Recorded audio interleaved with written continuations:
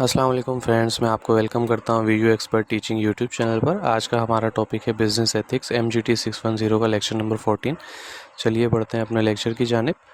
Lecture number 14 में जो start हो रहा है इसमें है कि 4 question can help clarify what a multinational organisation ought to do in this face of this difficulties. यानी कि 4 सवाल एक मल्टीनेशनल ऑर्गेनाइजेशन के सामने होता है जब वो किसी मुश्किल सूरत हाल से गुजर रही होती है बिजनेस एथिक्स के हवाले से। कौन से क्वेश्चन हैं वो नीचे डिफाइन किए हुए हैं। What does the action really mean in the local cultural context, यानी कि आपने किसी लोकल कल्चर में अगर काम कर रहे हैं तो आपने कौन से एक्शन लेने हैं एज अ मल्टीनेशनल कॉर्पोरेशन। उसके बाद बोल रहे हैं does the action produce consequences that are ethically acceptable, कि जो एक्शंस आप ले रहे हैं उन एक्शंस का जो रिजल्ट आएगा क्या वो एथिकली इखलाकी तौर पर जिस कंट्री में आप वो बिज़नेस कर रहे हैं वो एक्सेप्टेबल होगा या नहीं होगा। या तो फिर वो आगे ये बता रहे हैं कि 4 थ्योरी जो हम पिछले लेक्चर्स में पढ़ चुके हैं, जैसे हमने लाइबर्टेरियन की थ्योरी पढ़ी है, यूटिलिटेरियनिज्म की थ्योरी पढ़ी है, इगलिटेरियन की थ्योरी पढ़ी है, और एक और थ्योरी इस वक्त मुझे नाम याद नहीं है आ रहा। आप पिछले लेक्चर्स अगर आपने लिए हैं तो वो थ्योरीज आपको याद आ जाएंगी। और उसके बाद ये है कि does the local government truly represent the will of all it's people, कि वहाँ की जो लोकल गवर्नमेंट है वो अपने लोगों को प्रोटेक्ट कर रही है, उनके जो बेसिक उनकी नीड्स हैं या उनकी बेसिक प्रॉब्लम्स हैं उनको ठीक करने के लिए वहाँ की लोकल गवर्नमेंट काम कर रही है या नहीं कर रही। उसके बाद है if the morally questionable action is common in local practice, यानी कि ये जो इखलाकी सवालात हैं अगर वहाँ की लोकल प्रैक्टिस में आम तौर पर ये पूछे जाते हैं, ख्याल रखा जाता है, तो उसके बाद मल्टीनेशनल कॉर्पोरेशन ये सोचना है कि वहाँ पे हम बिज़नेस कर सकते हैं या नहीं कर सकते। ये डिसीजन जो है वो इन 4 क्वेश्चंस के ऊपर लेंगे। उसके बाद आगे आ रहा है ethical aspect of the market system itself, how it is justified, यानी कि मार्केट सिस्टम, ये जो चैप्टर है ये मार्केट सिस्टम के बारे में बात कर रहा है कि मार्केट सिस्टम किस तरीके से जस्टिफाइड होता है, उसकी स्ट्रेंथ क्या है, ताकतें क्या क्या हैं, वीकनेस क्या क्या सिस्टम की हैं। एथिक्स के हवाले से, बिजनेस एथिक्स के हवाले से एक मार्केट की क्या ताकत होती है और क्या उसकी कमज़ोरियाँ होती हैं, उनके बारे में बात हो रही है। US इकोनॉमी की बात की जा रही है 20th सेंचुरी के करीब करीब, जब वहाँ पे avoid the pitfall of protectionism के बारे में बात हुई थी। जी, यहाँ पे मैंने हाईलाइट किया प्रोटेक्शनिज्म के बारे में जो बात हुई थी। प्रोटेक्शनिज्म से मुराद ये है कि सॉरी, उसमें ये हुआ था कि US के अंदर 20th सेंचुरी से पहले या 20th सेंचुरी के बिल्कुल करीब कि चाइनीज़ से जो इम्पोर्ट होकर ग्रुप चीज़ें आती थी, यानी कि जो आप लोकली अमेरिका में जो चीज़ें बन रही होती थी US के अंदर, उसमें क्या था कि वो चीज़ें, एक मिसाल ले लें आप, 10 रुपये की थी या 12 रुपये की थी, और जो चाइना से इम्पोर्ट होकर चीज़ें आती थी वो 2-3 रुपये की मिल जाती थी, यानी कि उन दोनों के दरमियान एक ह्यूज डिफरेंस होता था। तो उसकी वजह से क्या हुआ, ये अमेरिका ने जो लोकल इंडस्ट्री थी वो बुरी तरीके से तबाह होने लग गई। तो उन्होंने क्या किया कि जो बाहर से चीज़ें आ रही थी उसके ऊपर बहुत ज़्यादा इंपोर्ट ड्यूटी लगा दी और टैरिफ लगा दिया, जिसकी वजह से जो बाहर की चीज़ें थी वहाँ की गवर्नमेंट ने अपनी लोकल इंडस्ट्री को जो है वो उनको सपोर्ट किया, उनको खड़े रखने के लिए, उनकी ज़रूरतें पूरी करने के लिए उन्होंने क्या किया कि अपने आप को उन पे बाहर की चीज़ों पे बहुत ज़्यादा टैरिफ लगा दिया, बहुत ज़्यादा कस्टम ड्यूटी बढ़ा दी, जिसकी वजह से वो चीज़ें लोकल इंडस्ट्री से भी महंगी होकर मिलने लग गई। तो इस वजह से बाहर के लोगों ने, अमेरिका के लोगों ने वो चीज़ें लेना छोड़ दी और लोकल इंडस्ट्री की जो चीज़ें थी उसके ऊपर इत्तेफा कर लिया कि हम ये चीज़ें ले लेते हैं। ये जैसे बड़ा ट्रिकी का वर्ड्स है प्रोटेक्शनिज्म, ये यहाँ पे दिखा रहा है policy of protecting domestic industries against foreign competitor by means of tariff subsidies import quotas, यानी कि आप टैरिफ लगा दें और सब्सिडीज़ वगैरह बंद कर दें, यानी कि आप सब टैरिफ, यानी कि आपने लगा दिया जो इंपोर्ट इंडस्ट्री होके आ रही है उसके आप ऊपर आपने बहुत ज़्यादा पैसे लगा दिए, इंपोर्ट ड्यूटी बढ़ा दी, कस्टम्स बढ़ा दी, और जो आपकी लोकल इंडस्ट्री थी उसको सपोर्ट करने के लिए आपने सब्सिडी वगैरह प्रोवाइड कर दी। जैसे आजकल चल रहा है कि पेट्रोल के ऊपर हमने इतनी सब्सिडी दी हुई है, इतनी सब्सिडी दी हुई है, जैसे हमारी गवर्नमेंट में चल रहा है। तो ये सब्सिडी और टैरिफ आई होप सो आपको क्लियर हो गया होगा। उसके बाद यहाँ पे 2 सिस्टम्स की बात हो रही है, those who believe in free market and those who advocate a planned economy. Free market क्या होती है और प्लान्ड इकोनॉमी क्या होती है, इसके ऊपर थोड़ी सी नज़र डाल देते हैं। देखिए, फ्री मार्केट से बुनियाद ये है कि आप free market is one where voluntary exchange and the law of supply and demand provide solely on the basis of economy system without government intervention, यानी कि जो exchange of goods and services होती है उसमें गवर्नमेंट की कोई intervention नहीं होती। जैसे कि आप एक मिसाल ले लें कि एक फार्मर जो है वो सब्जियां वगैरह उगाता है, तो ये फार्मर के ऊपर होता है कि वो डिसाइड करे कि भाई क्या प्राइस होगी मेरी चीज़ों की, अगर मैंने आलू उगाए, प्याज उगाए, तो मैं कितने में बेचूंगा, ये टोटली जो है वो फार्मर ने डिसाइड करना। ये जो है उन्होंने डिसाइड नहीं करना, गवर्नमेंट ने डिसाइड नहीं करना। लेकिन प्लान्ड इकोनॉमी के अंदर क्या होता है, प्लान्ड इकोनॉमी जो है वो गवर्नमेंट इंटरवेंशन होती है, यानी कि गवर्नमेंट जो है वो उसको कंट्रोल करती है। देखें यहाँ पे दिखा रहे हैं government control regular design to achieve the objective of comprehensive plan of economic development. जैसे आप एक मिसाल ले लें कि यहाँ पे फार्मर जो है फ्री मार्केट के अंदर फार्मर जो है वो आलू प्याज उगा रहा है और वो उसको सेल कर रहा है, लेकिन एक जगह सिचुएशन ऐसी आ गई है कि जैसे हमारी कंट्री में अभी हो गया है कि खादें बहुत ज़्यादा महंगी हो गई हैं।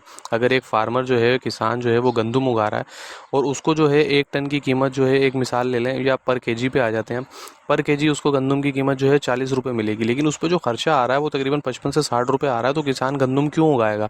लेकिन गंदम हमारी बेसिक नीड्स है, हम इंपोर्ट भी नहीं कर सकते। अगर हम बाहर से इंपोर्ट करेंगे तो हमारे डॉलर कंट्री से बाहर जाएंगे, फिर हमारी इकोनॉमी में मसला होगा।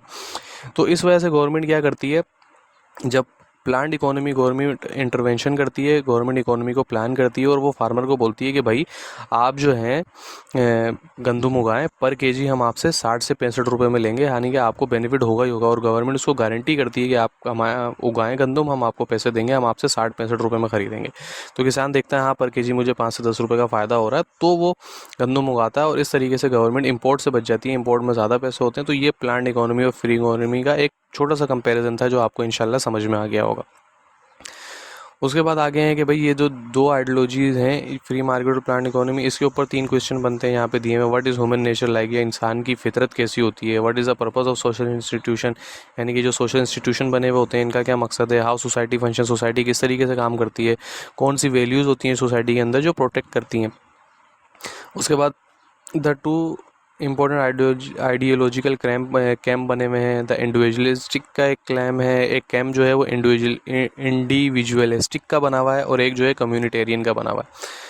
ये जो है वो कैरेक्टराइज करते हैं मॉडर्न सोसाइटी को। Individualist societies promote a limited government whose primary protect is to protect property, contract right and open market. यानी कि इंडिविजुअलिस्टिक जो है वो गवर्नमेंट को इजाज़त देते हैं कि भाई गवर्नमेंट आए, लेकिन वो लिमिटेड कंट्रोल देते हैं गवर्नमेंट के अंदर कि गवर्नमेंट जो है प्रॉपर्टी को प्रोटेक्ट करे, कॉन्ट्रैक्ट राइट प्रोटेक्ट करे और ओपन मार्केट को प्रोटेक्ट करे।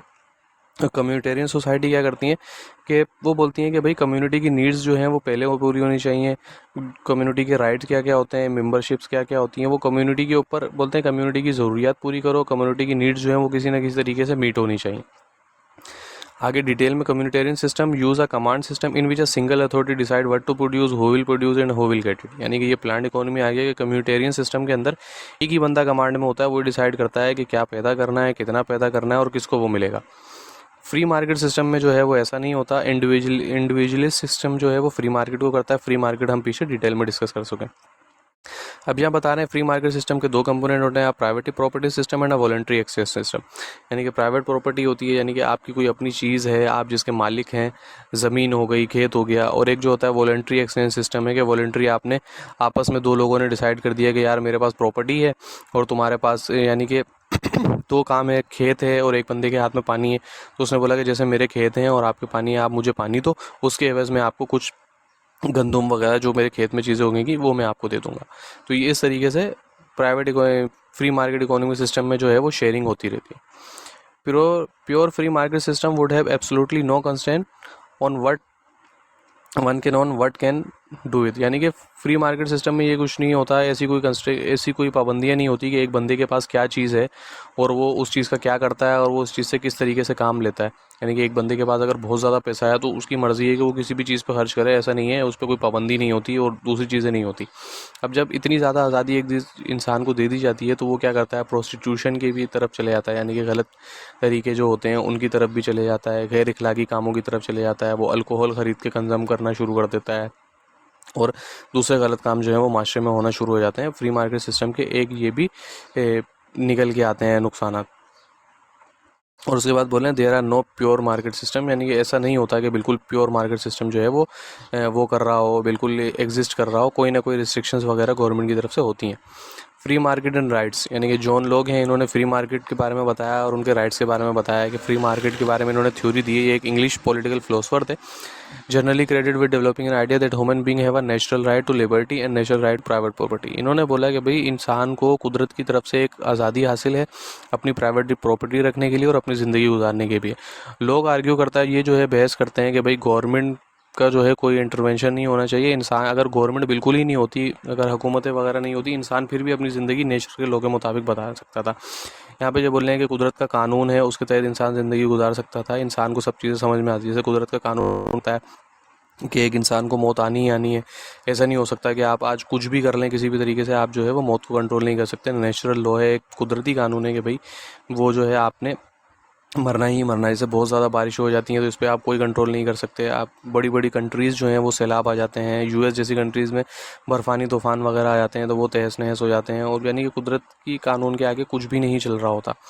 तो इस तरीके से चीज़ें होती हैं। तो लोग ये बोलता है इन शॉर्ट कि भाई कुदरत ने एक कानून बनाया है, कुदरत ने हर इंसान को ज़िंदगी गुजारने के तरीके सिखाए हैं। अगर आप कुदरत के तरीके पर अमल करें तो भी आप बहुत अच्छी ज़िंदगी गुजार सकते थे। आपको ये गवर्नमेंट और ये पॉलिसियाँ और इन सारी चीज़ों की ज़रूरत नहीं थी। तो ये पूरी एक टिपिकल सी डेफिनेशन यहाँ पे दी हुई है, इसको आप रीड कर सकते हैं। Thus, according to Locke, the law of nature teaches what we have a natural right to liberty. But because of the nature is so dangerous, say Locke, individual organize themselves into a political body to protect their lives and property. यानी कि अब ये Luke बोल रहा है कि भाई हम कुदरत के मुताबिक ज़िंदगी तो गुजार सकते हैं, लेकिन कुदरत जो है वो कभी कभार बहुत ज़्यादा ख़तरनाक रूप इख्तियार कर लेती है।